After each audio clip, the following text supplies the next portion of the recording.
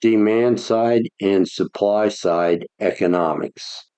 A review of demand side versus supply side economics. Currently, there are two major halves to the economic pendulum that work in unison to drive the capitalist system, supply and demand. These forces are at the heart of the modern economics. They control the price of goods while also setting the tone for how the market plays out. However, there is a third approach to the conventional system known as fair and balanced economics. A side-by-side comparison of both systems will be conducted via an analysis of their histories and applications. The latter system is a concept that, when implemented, can serve to repair the economic disparity that is pertinent to the United States. Demand side economics, 1940 to 1979. When the USA mobilized for World War II, President Franklin Roosevelt stated, "Powerful enemies must be outfought and outproduced." This, in turn, spurred on the creation of more than 100,000 factories and 24 million jobs to produce weapons, aircrafts, tanks, ships, food, uniforms, etc. Most of those employed were females who, for the first time, had the opportunity to work outside the home. With the newfound income stream, household prosperity increased dramatically, leaving a majority of families with something they've never had the chance to experience: disposable income. Following the war, the trend continued from the 1940s to the 1970s. American workers received the most significant increase to their standard of living in human history. Now, families could buy homes, cars, pay for college tuitions, and even set aside cash for vacations. However, the increase in disposable income coincided with higher demands for the products and consumables. Hence, companies opened new factories, bolstered production, and hired new workers to keep pace with the market increase. Soon, a feedback loop was created where the growing number of employees increased household incomes, which led to greater demands and even more hires down the line. The ensuing snowball effect was rapid and self-producing. More factories meant the need for more employees, and so better paying jobs arose to entice new labor. The increase in lucrative jobs created more disposable income for the 99 percenters. More disposable income increased the demand for products and services. Consumers' consumption means an increased need for factories, and the cycle continues. These factors culminated in the expansion of the USA's economy, raising the gross domestic product, GDP. This period represented the most massive economic growth and prosperity for the USA, for companies, and even for workers. President Kennedy famously stated, "A rising tide lifts all boats." The statement reflects how the improvements to the economy worked in favor of both the 99 percenters and the 1% sociopaths. The snowball effect: more demand for factories and business, more employees hired, more disposable income, more demand for products and services, more demand for factories and businesses, more employees hired, more disposable income, more demand for products and services. And the snowball gets larger and larger. A rising tide lifts all boats.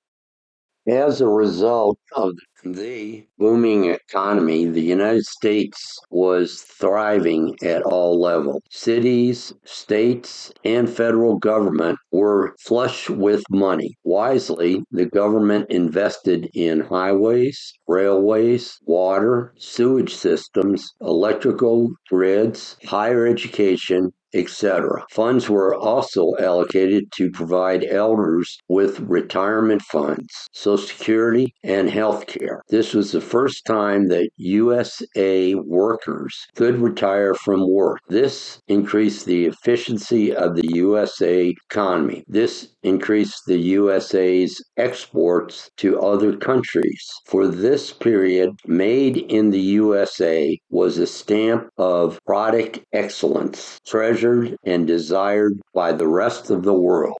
Made in the USA. Thus, the giant USA economy dwarfed the economies of every other nation.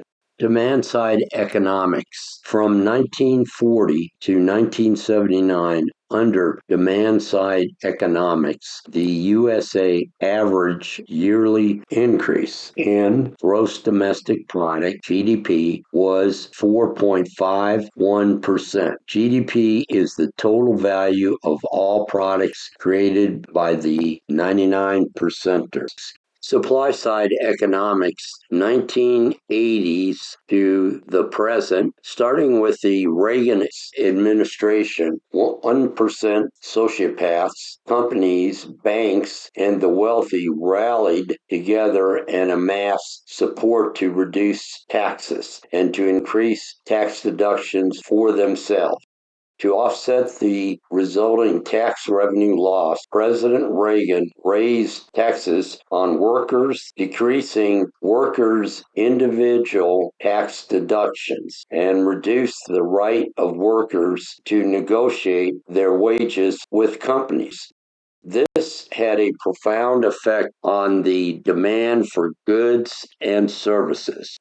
Reagan utilized the 1% sociopath's most effective tool for manipulation, divide and conquer. Divide and conquer is a technique where the 1% sociopaths divide the 99 percenters into seemingly opposing groups. Examples include non-union workers and union workers, taxpayers and welfare recipients, whites and people of color, non-immigrants and immigrants, old and young, women and men, Christians and non-Christians, pro-life and pro-choice, straights and LGBT, lesbian, gays, bisexual, and transgenders, conservatives and liberals, middle class and working class, etc. Throughout all of history, the 1% sociopaths have used divide and conquer tactics in order to manipulate, control, confuse, distract, and abuse the 99 percenters. The Great American Divide. The 1% sociopaths with money versus the 99 percenters with pennies. Trickle-down economics is the economic theory that by reducing the taxes paid by the companies and the 1% sociopaths, these companies and these 1% sociopaths will invest in USA economy, and this will trickle down to the 99 percenters. The history of trickle-down economics begins with the 1979 Republican debates between Ronald Reagan and George H.W. Bush. George H.W. Bush stated that supply-side economics is voodoo economics. See YouTube video at URL https://www.youtube.com/watch?v equals X2UAUFARBO1 to receive campaign contributions from the 1% sociopaths, George H.W. Bush had to recant his statement at the urging of the 1% sociopaths. This one correct and honest statement by George H.W. Bush, supply side economics is voodoo economics, is a major reason why he was not the Republican presidential candidate for 1980. Ronald Reagan supported supply side economics and became the 1980 Republican presidential candidate. Please excuse the reference to trickle-down economics as piss on the true wealth creators, the workers, the 99 percenters, but it clearly describes the effect on workers. Below are political cartoons depicting the true effect of trickle-down economics. 1% sociopaths. The peasants seem to love our trickle-down economics, John. Indeed, they do. Mitch, I can hear their loud shouts of appreciation from here. Hey, 99 percenters.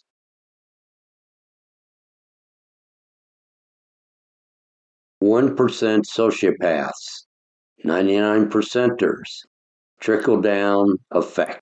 We have this fantasy that our interests and the interests of the super rich are the same. Like somehow the rich will eventually get so full that they'll explode and the candy will rain down on the rest of us. Like there's some kind of piñata of benevolence. But here's the thing about a piñata. It doesn't open on its own. You have to beat it with a stick. Bill Maher, we do not need to beat it with a stick, but we need to actively help those politicians who believe in a fair and balanced economy get elected. The rich are always going to say that, just give us more money and we'll go out and spend more. And then it will all trickle down to the rest of you. But that has not worked the last 10 years. And I hope the American public is catching on. Warren Buffett.